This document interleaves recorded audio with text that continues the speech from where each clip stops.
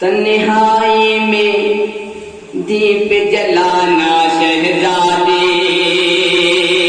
पेश करता हूँ मुलाज़ा फरमाए इमरान सागर साहब। तन्हाई में दीप जलाना शहजादी, तन्हाई में दीप जलाना शहजादी, तन्हाई में दीप जलाना शहजादी। ऐसे मेरी याद मनाना शहजादी, ऐसे मेरी याद मनाना शहजादी।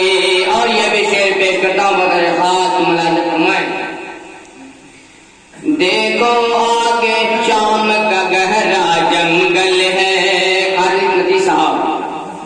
देखो आगे शाम का गहरा जंगल है, देखो आगे शाम का गहरा जंगल है। देखो ज्यादा दूर न जाना शहजादी, देखो ज्यादा दूर न जाना शहजादी। और ये भी शेर पेश करता हूँ मुलाज़ा फरमाए। तन्हाई में दीप जलाना शहजादी,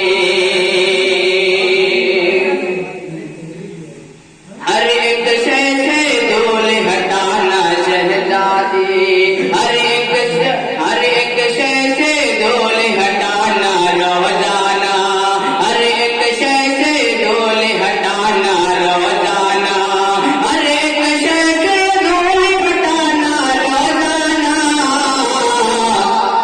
फूलों से गुलदान सजाना शहजादी, फूलों से गुलदान सजाना शहजादी। बहुत बहुत शुक्रिया,